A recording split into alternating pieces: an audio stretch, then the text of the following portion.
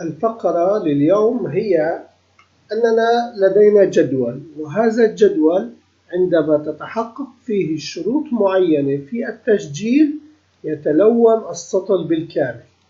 لنلاحظ ما هو الفرق بين السطر الأول والسطر الثاني والسطر الثالث والسطر الرابع.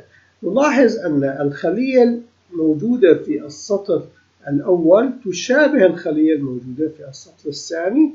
هنا يوجد اختلاف، أما هنا يوجد تشابه. فإذا الشرط يقول إذا أنا كنت موجود في الخلية الأولى في أول الجدول يقوم بعملية حساب السطر التالي إذا توافقت فيه محتوات العمود الثالث مع محتوات العمود الخامس يتلون السطر التالي كله بلون أخضر. نلاحظ أن هنا لا يوجد تلوين لأنه لم يتحقق الشرط، لا هنا بالعمود الثالث لا بالعمود الخامس. أما في السطر رقم 5 تحقق الشرط بالعمود الثالث متساوي سطر رقم 4 مع سطر رقم 5. إنها علاقات شرطية. لنلاحظ الآن عندما يتم حذف ونقف في أول الجدول ونطلب البرمجة، نلاحظ تم التلوين.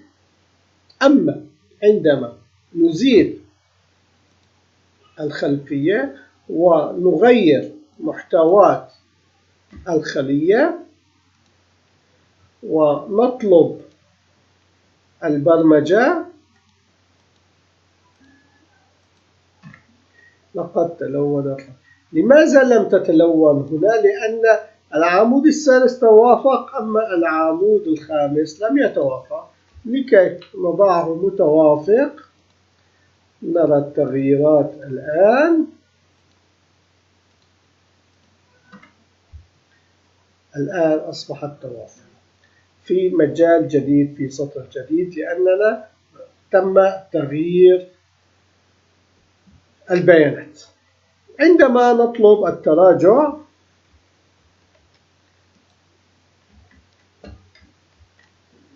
نلاحظ أن البرمجة التي يتم تنفيذها بسيطة جدا.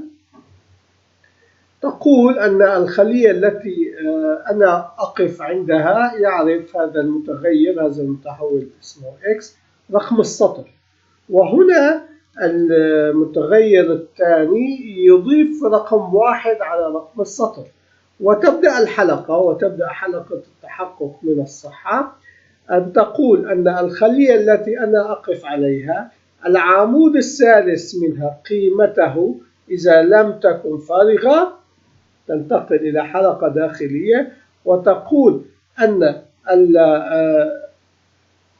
السطر التالي مما أنا أقف عليه إذا لم تكن فارغة. فإذا تحقق الشرطان نأخذ ما يلي، أننا نقول إذا هذا السطر هو الذي يلون المجال بالكامل، هذا السطر هو الذي يلون المجال بالكامل.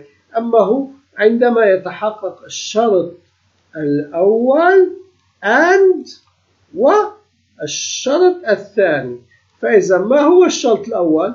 نلاحظ أنه يقول العمود الثالث قيمته يساوي العمود الثالث لكن في الواي. فإذا في السطر التالي مكان ما أنا أقف عليه أو مكان بداية الجدول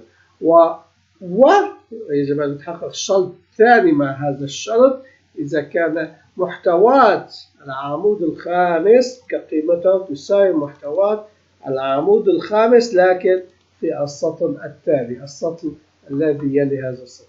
إننا عندما يتحقق هذا الشرطان يتم التلوين وننتقل بإضافة قيمة للواي وتكمل الحلقة إلى أن ننتهي من الخلايا أو المجال بشكل عام لكل الأسطر. فإذا هذه برمجة دقيقة ومفيدة جدا، أرجو أن تستفيدوا منها لكي يتم تحديد الأسطر التي تحقق فيها شرط معين. نلتقي غدا إن شاء الله معكم المبرمج جورج جوزيف قصبرصون، بأمان الله.